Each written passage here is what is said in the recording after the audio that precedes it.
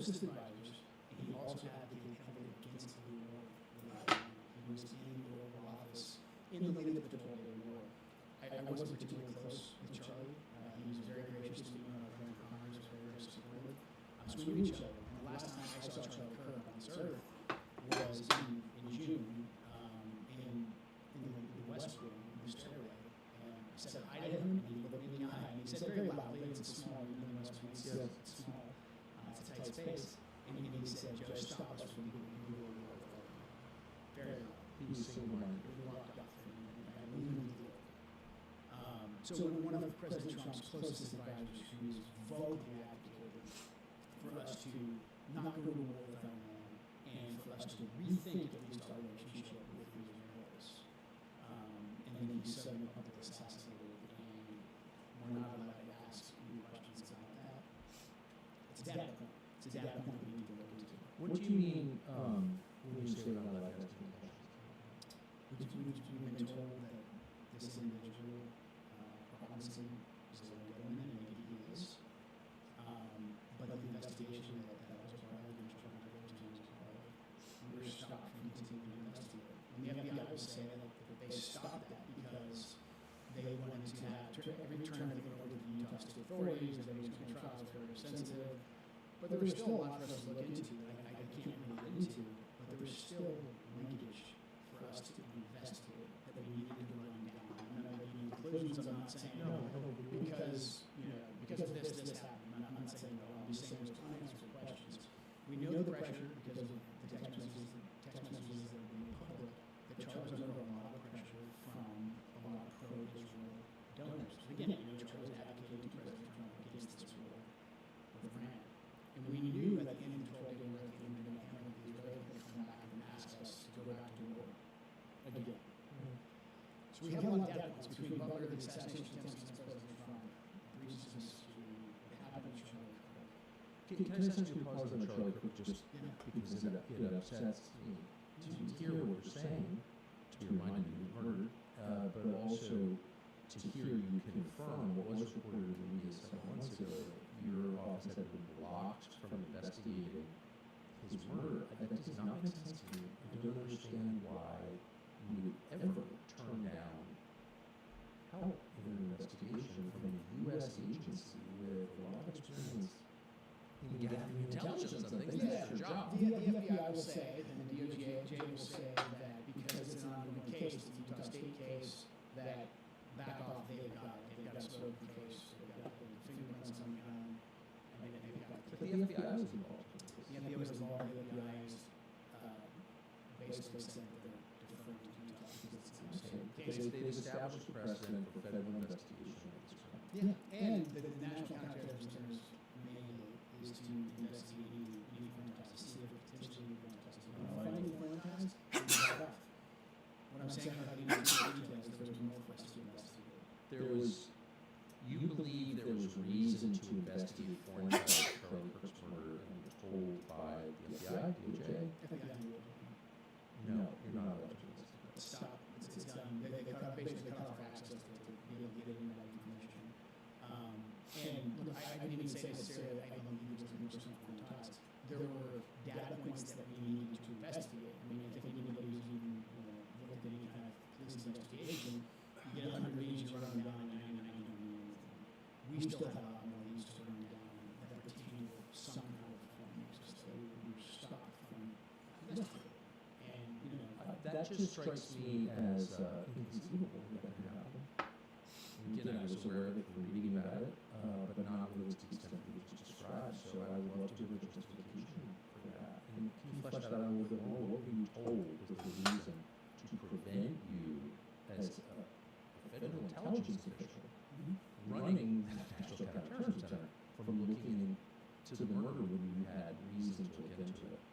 Well, the way the bureaucracy works is that we still things in process. So initially we were cut off pretty early on from being able to access the files and being able to send people out there. We sent people out initially to the task force. After the crisis period, the first week or so, that dispersed, and we basically were told that we'll get back to you if we find any kind of tasks, et cetera, that we need you guys to look into. Meanwhile, we had already dug up at least 9 leads. Again, I'm not saying that it's concrete, but we found more work that we needed to do to say that we had done our due diligence. We were then told that, hey, you guys need to stop killing us tomorrow. Had a bureaucratic dispute about it. Eventually, we were allowed to continue to investigate. But then, in very short order, all the requests that we would make that normally different parts of the interagency with the FBI doing one point would facilitate data sharing. Data sharing is a big thing that CTs with us. Those requests were just never met, or, in my opinion, not an honest effort was given to fulfill those requests. Just basic information, all that any competent service, which I believe Utah has, and the FBI, that they will have access to help us run down the leads to either confirm or deny some kind of foreign activity. So we were cut off from that. They did never officially come back and say, you can't look at this anymore. All of their requests just continued to go on and on with the various agencies that we knew would actually fulfill those requests. I just can't imagine a legitimate justification for that. I mean, maybe I'm missing something, but from a non-specialist perspective, something horrible has happened. The U.S. government is its core function is to investigate crimes to murder. Here you have an agency whose job it is to run down rabbit trails you described, and you're stopped from doing that. We don't want the information. Right. Why would any person engaged in a legitimate pursuit say, I don't want more information? I mean, especially considering when people posting online prior knowledge of what's about to happen. So a lot of the justification for stopping us from investigating hung on, hey, we've got the guy, his fingerprints are on the gun, we got video of him jumping off the roof. Like, this is a slam dunk case. Okay, even if it is a slam dunk case that he took the shot, what about all the people who have prior knowledge? You know, all just basic investigative questions. How do you get there? You map it out. You know, nothing. This isn't rocket science. I mean, this is anything common sense would know to ask. But basically, once they caught him, once he turned himself in, and his fingerprints were on the gun, it was basically pencils down. Utah has the rest of it. There's nothing else to see. And you know, I'm over there. I think I'm crazy town saying, you know, we have all these different leads that we need to run now. Just from my perspective. Now, the people who had prior knowledge, I believe most of them were American citizens, so that would be on the FBI to go run down. But again, not without saying anything specific, there was more work for us to do on the potential of foreign access. Again, not saying this, but we had more work to do, and we were blocked from doing that. I can't, my heart is pounding listening. I just would want people listening to this to assess two things. One, are you aware of you making claims you can't prove? No. Two, is there any conceivable motive, dark motive, that you would have for wanting to this murder, to wanting to investigate it? And I don't think any rational person could construct a bad motive for wanting to know. It's your job.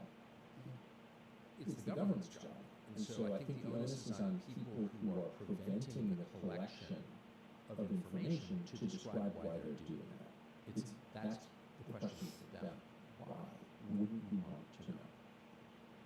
Specifically, I mean, another answer, of the people who demonstrated prior knowledge of Charlie's murder online and around religion, are you satisfied that all of them were interviewed by the FBI in person?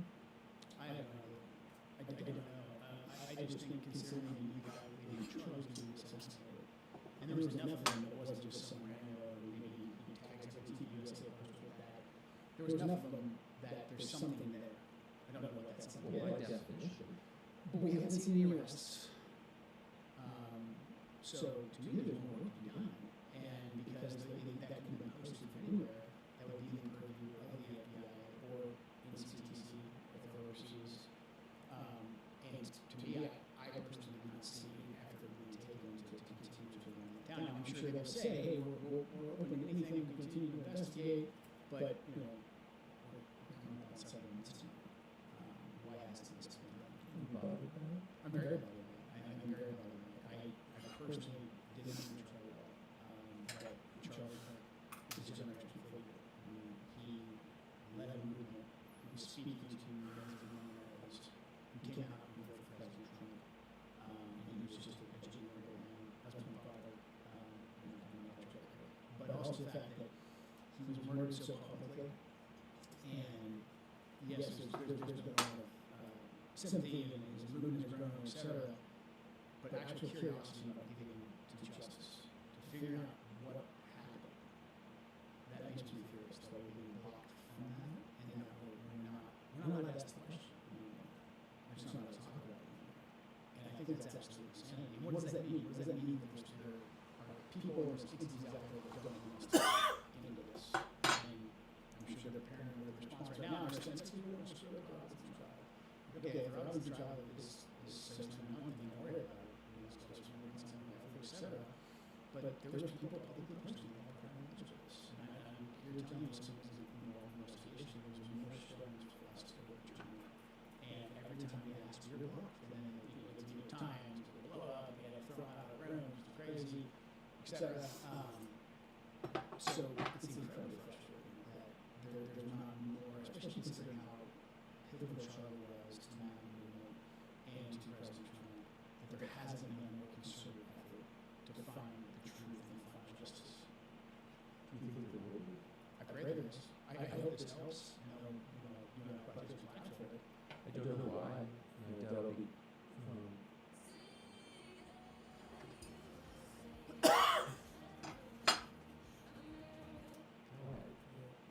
Yeah, at a certain point, I've really tried not to say anything about it because I don't know the answers. But I want to be found because I believe in justice and because I love trouble.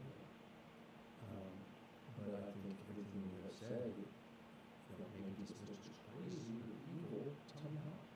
With reference to the words you just spoken, I don't see how someone could level a legitimate attack on you.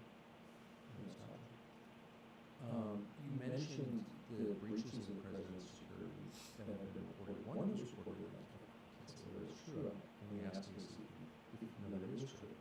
But it's been reported that Prime Minister Netanyahu's security detail was caught twice by Secret Service attaching some kind of device to the president's Secret Service emergency response vehicle. I've read it, and I don't know if that's true. Okay. I think the president and the vice president and several members of the cabinet going out to dinner in D.C. and the code-penny protesters having heads up about that to rent the table. And that's hard to do. They had to figure out where they were on the table.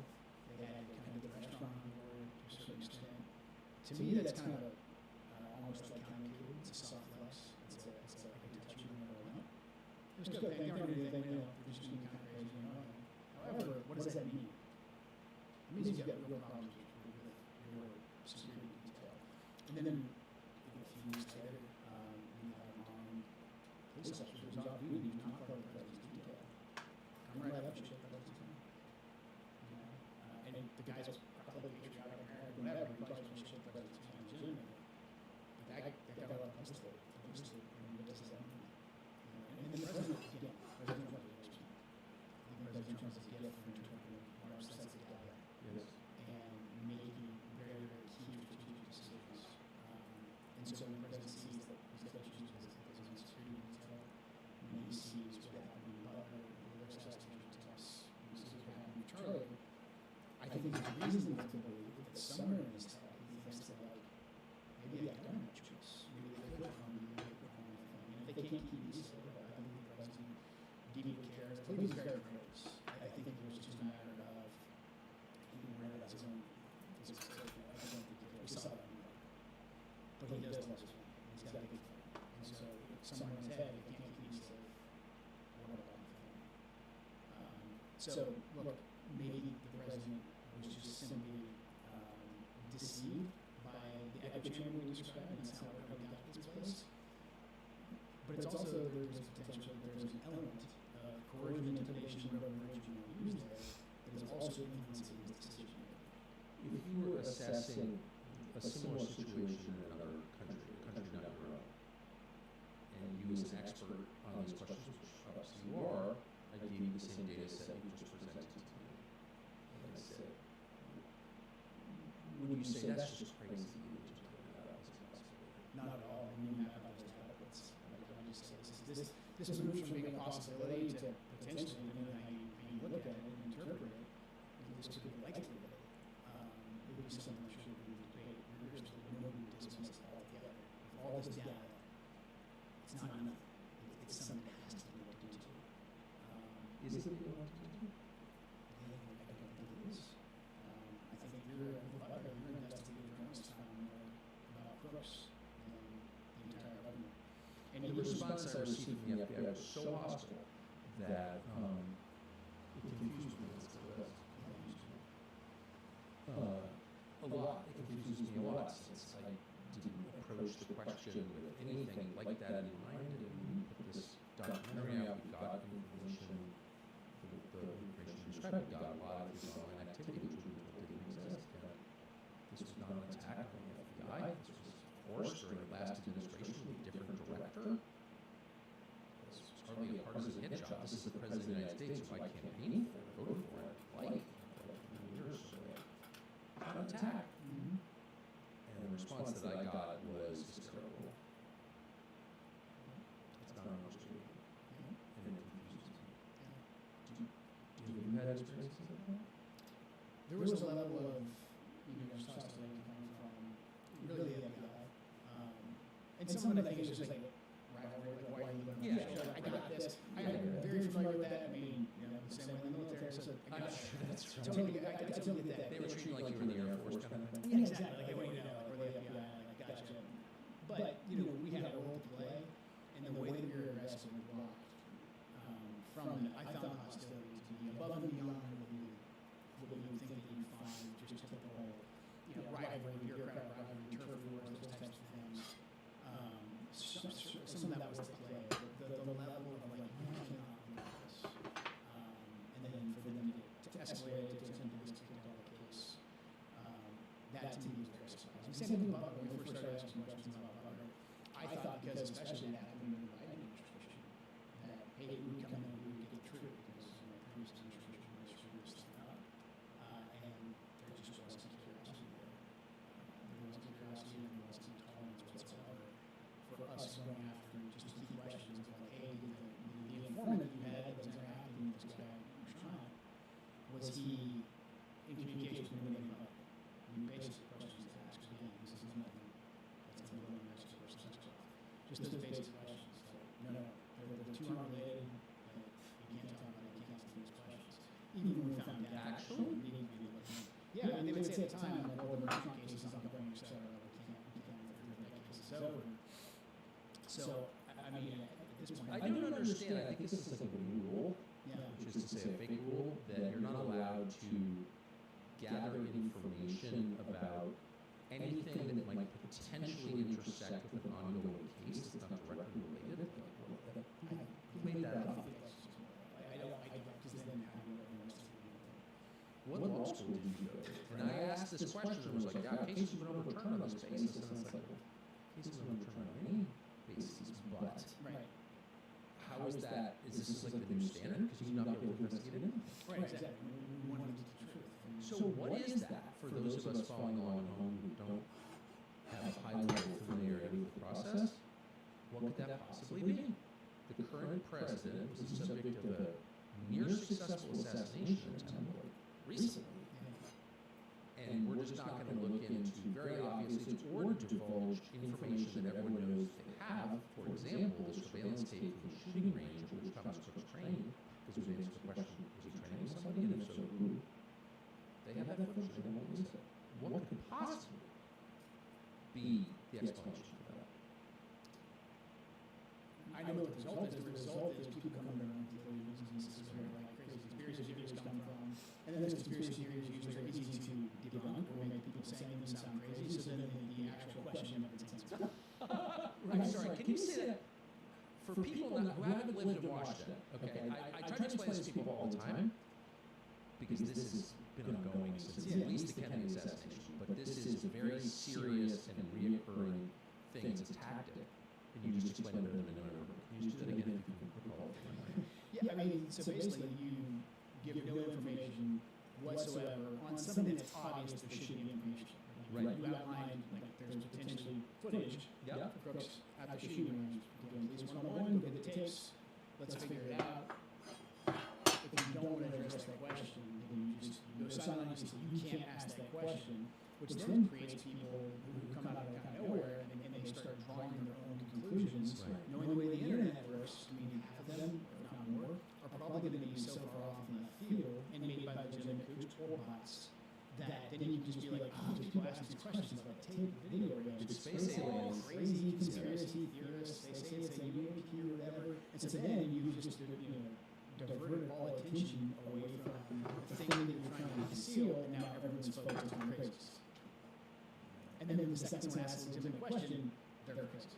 I hope everyone watching will just clip that tape and keep it on your phone and replay it every day, because that is one of the primary ways that the intel agencies and federal law enforcement influence public opinion, influence elections. That's the way they influence the perception of what's going on, but more than anything, it's the way that they hide their own behavior.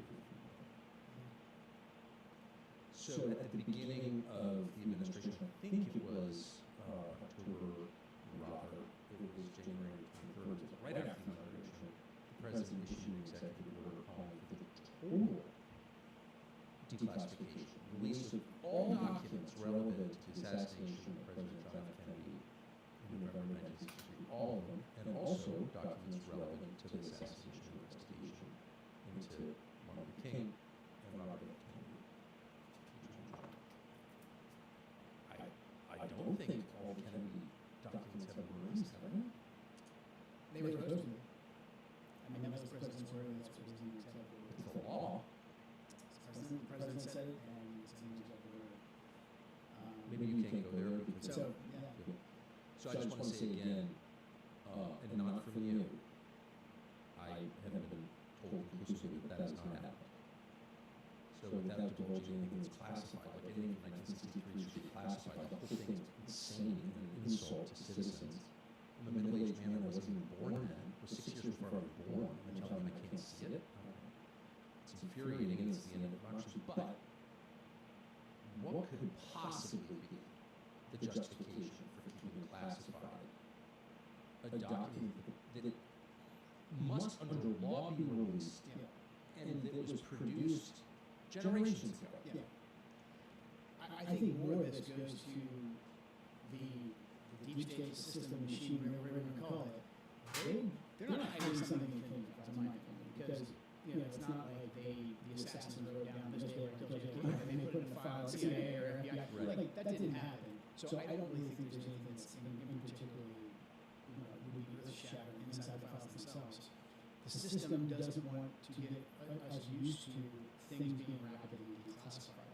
They don't want a president to be able to come in and say, here's an executive order, and I said declassify it because the people demand it, and it happens like that as fast as it could happen. They don't want that to happen. They want to condition us that, like, okay, the president of the American people elected, he may have, come in and lawfully given us an order, but there's a process here.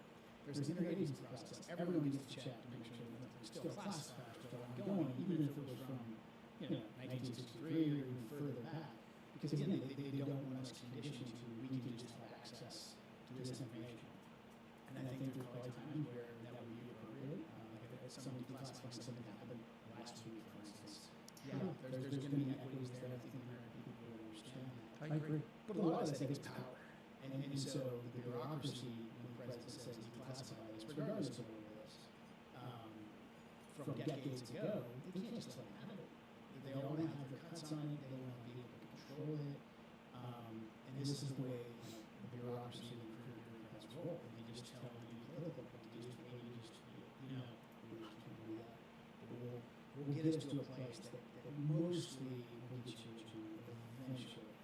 And then it all just gets killed off the process. So there's just literally no transparency or limited transparency. But that's what I think the game is too. They don't want to condition us that you come back to president and he can automatically change the bureaucracy.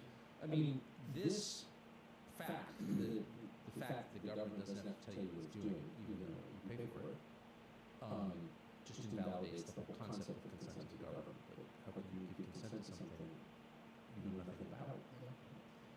But more than that, it creates a moral poison at the center of the society. Lying is a sin. It's the core sin. And lies beget lies, and they, like cancer, destroy the body in which they live. And if you care about the body of this country, your family, and what to live here, grandchildren here, you have to fix that. And I really think that telling the truth, radically telling the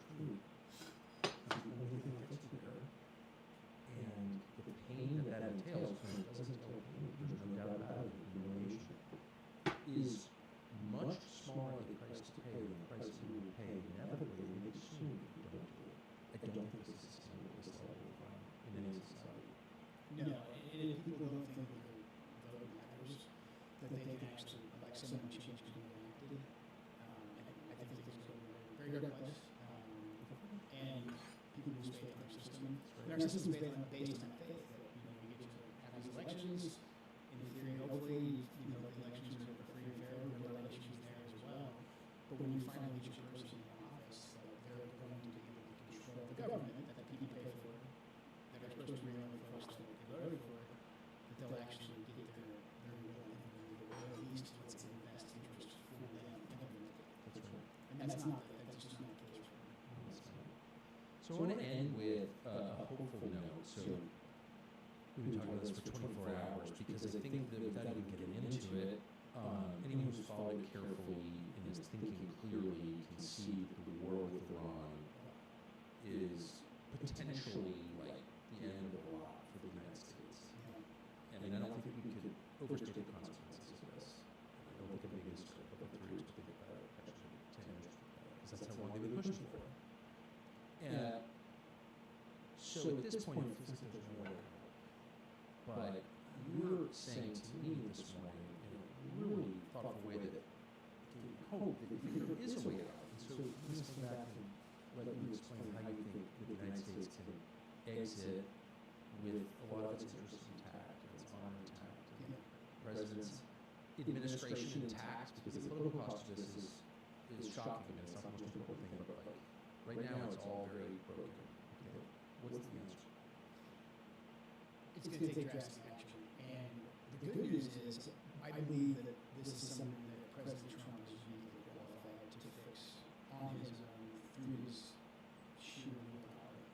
President Trump has an amazing ability. It's almost a superpower, I think, to be able to kind of breathe life into ideas and, again, capture large data sets and define leverage. And right now, it's clear that this conflict will just continue the way it is and get exponentially worse, especially if we go down the path of demanding to put certain things on the ground, maybe something far worse. President Trump, And that is the path. inevitably, if we say it's total surrender, what does total surrender mean? Now, again, this is where President Trump is unique. President Trump can define his own total surrender. He's in charge. I ended my letter with, you hold the cards, because President Trump truly does hold the cards. He's a very powerful, very respected leader. And I think President Trump must do is, number one, he has to address the main issue. The main issue is what the Israelis are doing. And he needs to very forcefully, and probably with a new team of diplomats, go to the Israelis and say, you're done. We will defend you. We'll make sure that, those missiles aren't raining on you.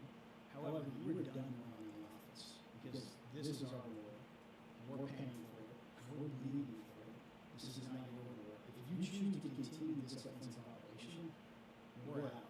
And as a matter of fact, if you choose to continue, we will start withdrawing features of your defense system, so that you will be done. You have to say it to them. You have to be very blunt. You have to be very forceful. And I know a lot of people who like the Israelis are going to say we can't do that. That's wrong. They're on fire, etc. But if we don't do that, if we don't address our relationship with the Israelis, even if we come up with a temporary ceasefire, we'll be right back in the same situation in very short order. So that's the first thing President Trump must do: address the main issue. The main issue is how the Israelis are out of control and they are driving this entire war. Address that aggressively, get the Israelis to stop. How realistically, just having lived through this whole thing, how hard will that be? It will be hard, but again, President Trump can do it. President Trump can call the Prime Minister of Israel and get him to the table. President Trump knows. I believe that. I believe we can get to the table. So I think it's doable. It's only doable with President Trump. And then from there, once we get the Israelis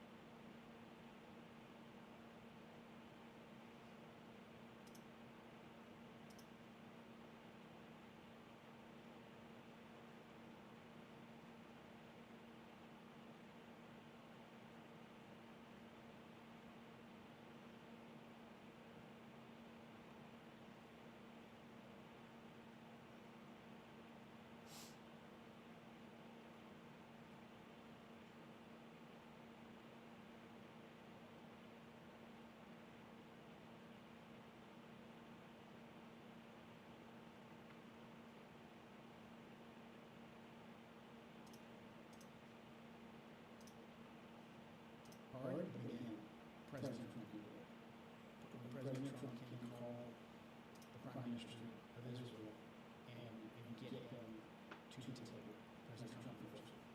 I believe that. I truly believe that. So I think it's a deal. It's only doing with President Trump. And then from there, once we get the Israelis to stop, we still, for now, have strong allies in the Gulf. We have Emirates, Qatars, the Saudis, the Bahrainis, all these actors, the Omanis, and they don't always agree with each other, but they're all pretty good partners with us. I think we need to use them, and again, I think we probably need to bring in some new diplomats, and we need to arrest some new engaged with the Iranians to do all we can to get to a ceasefire and come up with a way that we can stop the killing, stop the destruction. Not just these countries, not just the loss of more life, but basically the collapse of the energy system that we have right now, so that we can open the Straits of Hormuz back up again, and so that we can make sure the petrodollars are being used. Because right now we didn't stop the flow of oil going to the Chinese. The Chinese are going to oil, and they're settling those transactions in yuan, not petrol.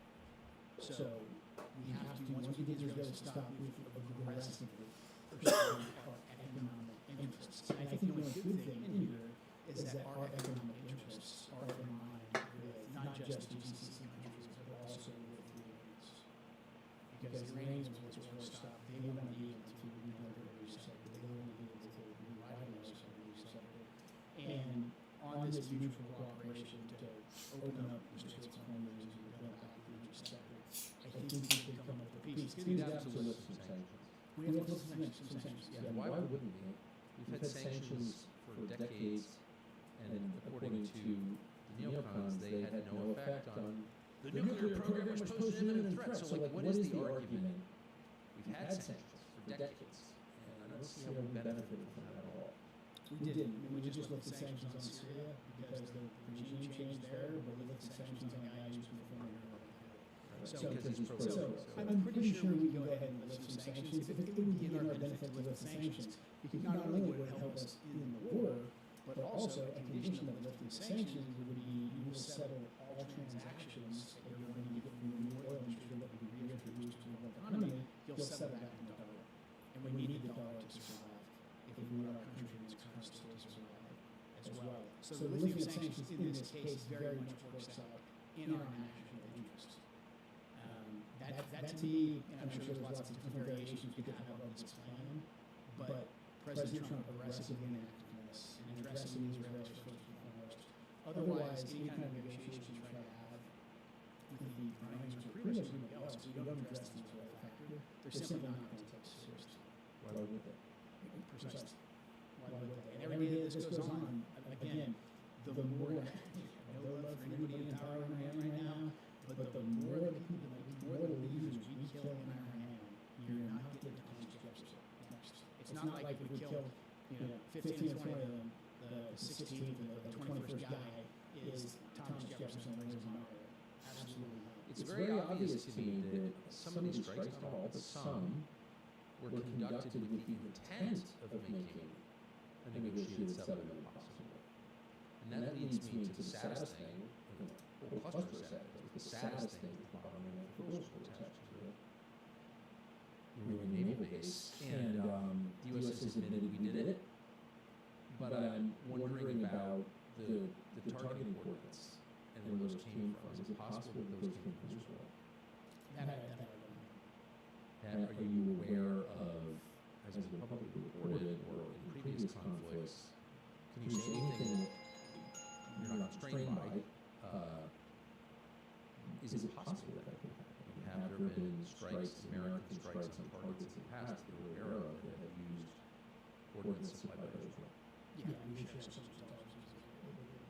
So it's entirely possible. No one has said anything about it, but it's entirely possible that coordinates were given to us by Israel. And why wouldn't they be? Because once you start doing things like that, it's intentionally not. It's very hard to get out of it. And obviously from the Israelis have conducted themselves in Gaza and other places, they have a much different way of fighting. I mean, America definitely makes mistakes, and we do everything we can to take a guy far on the ground. Americans almost to a fault sometimes. We do everything that we can to prevent the loss of civilian life. I mean, almost to the point where sometimes we risk our own lives deliberately to not kill Americans, to not kill innocent civilians. So again, this is where being in partnership with a air quotes partner that has a very different agenda than you, stated outcome, but then also just a different standard for how they fight. It's very dangerous. It's very dangerous for us. To be in partnership with a country that has different goals and different standards of behavior on the battlefield. Different ways of using it. Yeah, it is definitely different ways. So how would you describe the Israeli attitude toward the killing of Palestinians? The Israelis are in a hard spot, and as somebody who fought for most of my life, I think I can get in their heads pretty easily. If I was an Israeli, I think I would have the same view. I think I would say, like, well, we're going to fight at some point anyways. If there's civilians in that area that's militarily important to us, whatever. Like, I have a job to do. I understand that. But it's also important for us to understand air quotes partners. If we're going to be in a partnership with them, we have to be clear about it. Just because they speak English and a lot of them went to school over here and we're dual citizens doesn't mean they're going to target the same way we do. We have to be clear about it. And that's what I think is missing. If we're going to do joint operations with the Israelis, they are going to do what we saw happen in Gaza. And you can say that's a horrible thing, you can say that's just the way it is, but that is the way the Israelis fight. And so we have to go to that clear eyes to understand that's how we're going to fight. And now we're going to be used to not just complicit, we're going to be used to be partners in that. And again, it's a very dangerous place for us to be because our objective, at least our tactical objectives, have been pretty clear. We want to take down ballistic missiles, nuclear program, the Navy, Iran, etc. And those are military targets. But we're in partnership right now with the Israelis, who they're going after some military targets, but they're going after a lot more than military targets. It's a very generous assessment of the motives. And I mean this as a compliment. I strongly disagree with you, but that I didn't spend my life fighting wars. And you're making every attempt to get into their perspective, even if you disagree or disagree. And I think that is the way to assess things. What's the other guy's perspective, even if I hate it? Well, yeah, look at the Middle East, you're going to do business with some unsavory characters. In the world, you're going to do business with some unsavory characters. So, if you're going to be doing business there, just get comfortable with the fact that some of these guys are unsavory. I mean, the classic, I think President Trump really early on, when he was asked if he thought Putin was a killer, he said, well, yeah. I mean, we're killers too, you know what I mean? He was very logical about that, very clear about that. Again, this is why President Trump is uniquely qualified to solve this problem, because I think he has the ability to understand things from multiple perspectives at the same time, and then find our leverage, and then find out what's best for our objectives, for America's objectives, with clear eyes. And so we have to work. Do you anticipate me speaking to the president again? I would welcome it. I mean, I spoke with him before the administration. How did that go? It went great. I mean, not the best conversation ever. You know, I told him I was leaving, he agreed on it. He was very respectful. He was? Yeah, very respectful. He was very kind. He always is. And I think we did hard person on good terms. Again, I'm an adult. I understand the way I left and writing a letter, which is parts of his administration didn't have to come after me. I'm trying to discredit him. I understand that. But I think the president is someone who listens, and so I think he's listening, not necessarily just to me and to you, but I think he is listening to a lot of different people, because I think he knows at a core level this is not going well, and he needs to find a way for us to get out of this. You definitely will. I appreciate all the time you spent. Thank you. Thank you, Dr. Very much. Thank you for watching. We'll see you next time. Thanks for watching the Wednesday edition of the show. We stream live every week, Wednesday, 6 p.m. Eastern on TuckerCarlson.com. Members can watch the show live, join the members-only chat, and take part in the conversation in real time. We're grateful to be doing it and grateful that you watch it. Thank you.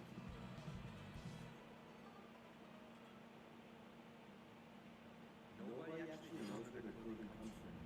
That's why I started packing. 10 years ago, I was traveling on a backpacking trip to South America and came across this alpaca sweater that was handmade by a woman in Puerto Rico. When I got back to the U.S., So for me,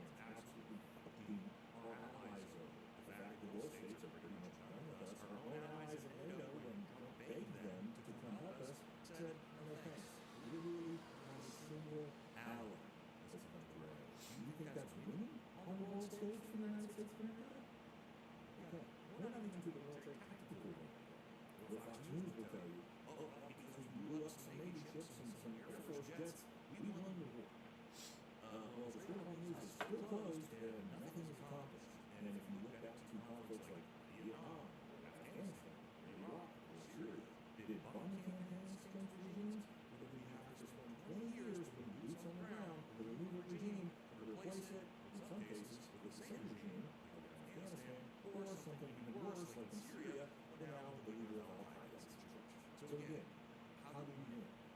What is winning?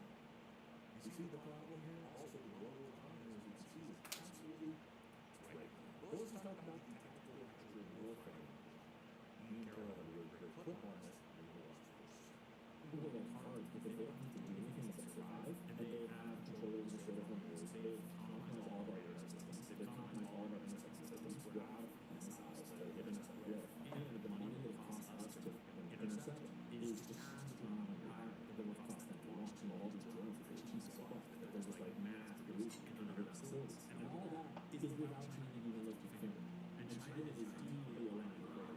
So China is currently feeding a whole political intelligence to Iran. They've got a whole satellite array that's as good as ours now. And they actually have their like super fucking fancy ass radar boats out there in international waters kind of taunting us. And right now we're allowed to feed and China is untouched.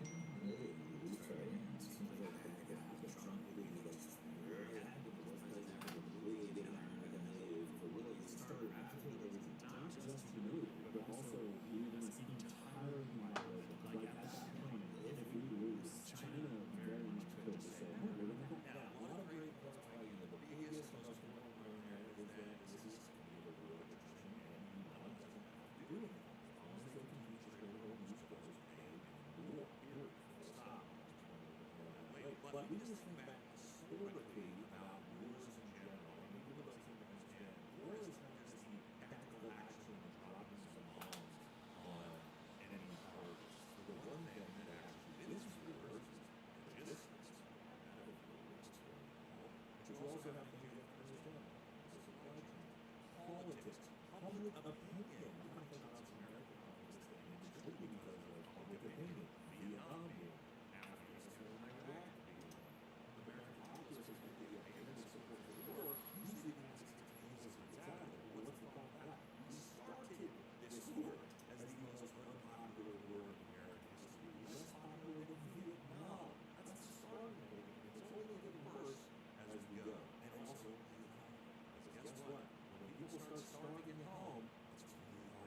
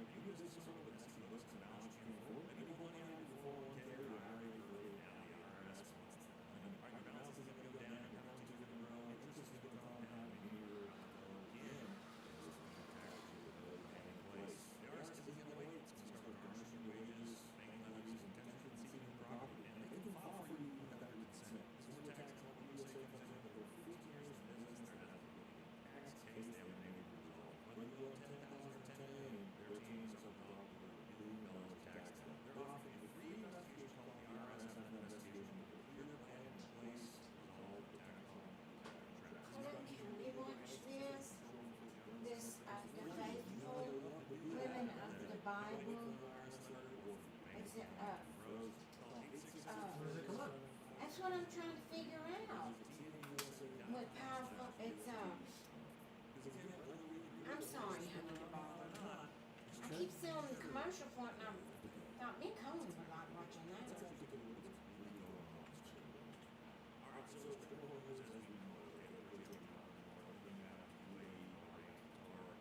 March 22nd is the first episode. So Monday? And it's going to premiere on March 22nd. Sunday, honey. March 22nd is Sunday. Nice. So this Sunday. We'll get the Okay, first we two gotta episodes. remember and watch it. I think it looks really, really good. It does look good. Okay, great.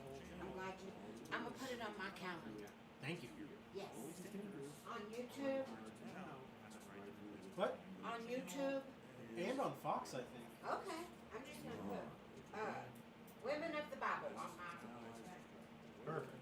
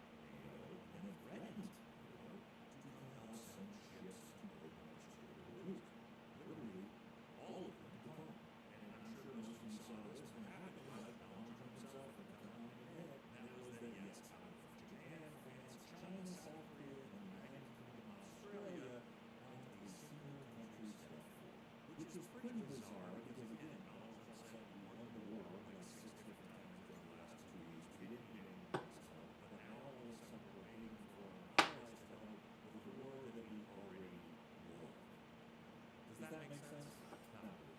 So what's the big worry here? Well, again, the longer this conflict goes, the longer this war goes, the more the United States and especially allies are going to be absolutely host to economy. So again, we will start to see things like allies breaking ties with us because they didn't really be forced into it to be able to survive.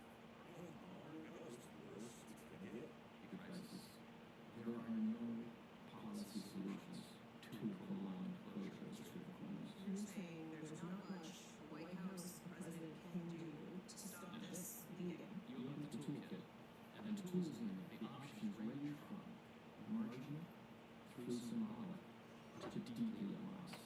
Escorts are a sideshow.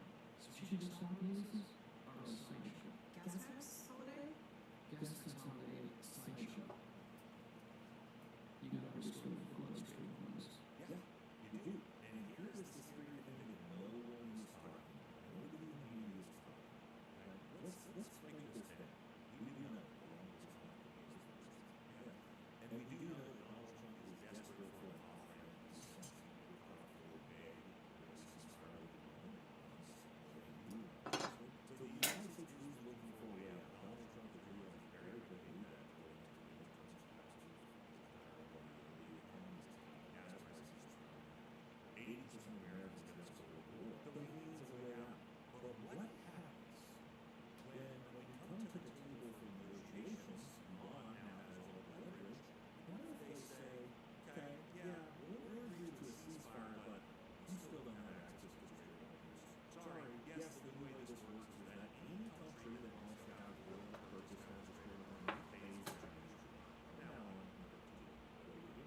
You make an agreement that would last the United States economic system pretty much overnight. Do we then say, okay, escalate this? Now we have to go to negotiations. We have to put these on. We escalate it further. We're going to use tactical nukes because our is going to fall. These situations is dire and it is looking like this is really not going to happen. This is what out here in the man cave, and so he can talk to you, okay? Do you have the time? Yeah, I'm doing it for today. Okay, I set you down. Okay. So they countered with 440, and so I called our realtor and just said, "Hey, 419.5 is as much as we're gonna go." Taking out $5,000? Yeah, that was it.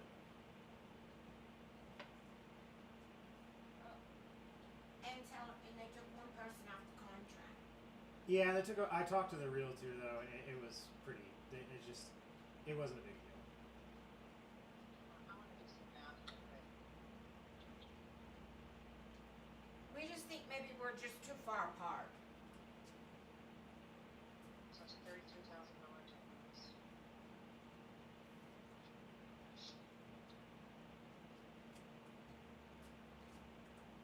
Cheap. Did you say right at 420? Yeah, 419.5 is what I Meeting said. them in the middle, like dead middle, would be like 428. If y'all really like it, really want it, and it put everything that you want, you know, tell your realtor that you're only willing to go as high as that 420 mark. But if y'all are willing to go up to 428, that would be meeting dead the middle where y'all started. I figured they would come down to about 430, and then you guys would only be a couple $1,000 off. I mean, $5,000. I know, $5,000. I was kind of like, okay. An insult. No, I mean it is what it It's is. a little, you know, it's a little rude, but Yes. you know, like I said, you will run into people who are emotionally invested, and to them, that price is like completely fair. And, Yeah. You know, they have so much emotional investment in it that it's more meaningful to them. I don't know their situation, but yeah, I mean, I wouldn't tell your realtor you're willing to go up more than 420, and I might sit on it for a little bit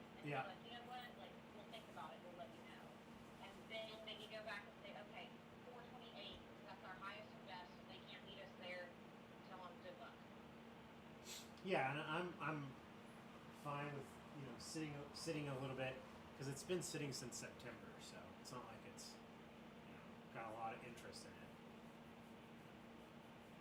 What is y'all's busy season for buying in Colorado Spring, right now? yeah, it's getting ready to be.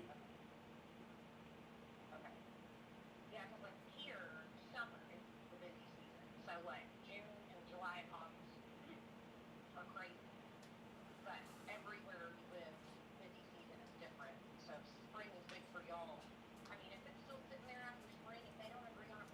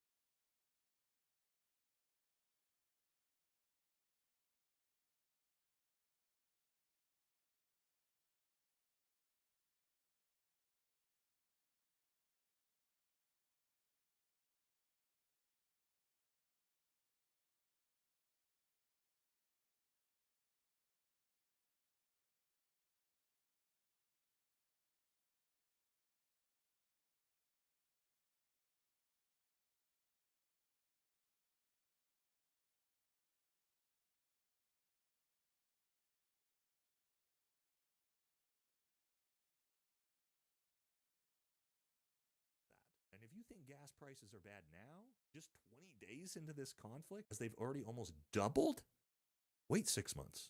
Wait 2 years with the Strait of Hormuz still closed. The other problem is what happens now when the United States has to tuck tail and leave? We can never threaten anyone in the Middle East again.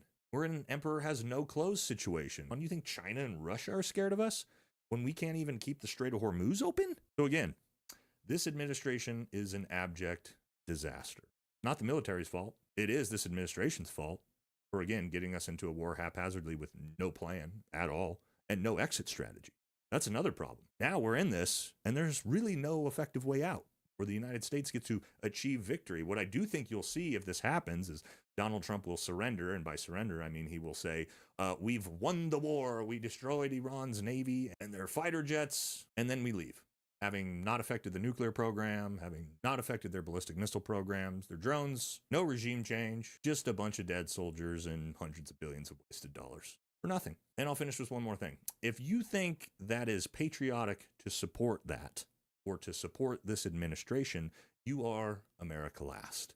There is nothing, objectively nothing, about this conflict that is America first. Destroying the economy and doubling gas prices for the everyday American consumer when they already can't afford groceries or housing, absolutely traitorous to the American people. So I wish I could tell you guys that this has got an easy way out that we're going to see, but I don't know. I've got a bad feeling that the decision to do this and the Strait of Hormuz could potentially leave the United States in a position that none of us thought possible mere months ago. So we're going to have to wait and see. Again, shitty conversation to have, but it's the reality of the situation. What's best case scenario? I don't even know at this point. I guess that we pull out, we have to make concessions to Iran. What do those concessions also include? Well, if I'm Iran, the second the United States leaves, I'm developing nuclear weapons automatically. That's the first thing I'm doing. And why would they not?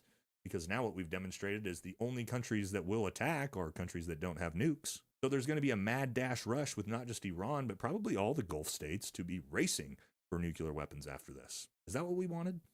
No, not really. And so for me, the only patriotism I see in the media right now is those Americans who are standing up and protesting this shit because we're all tired of seeing our country getting destroyed so that we can expand the hegemony of some country in the Middle East that doesn't even like us. But I guess we'll find out what's going to happen.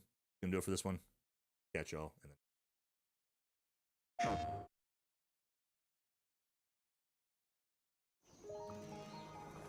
then 7つの大罪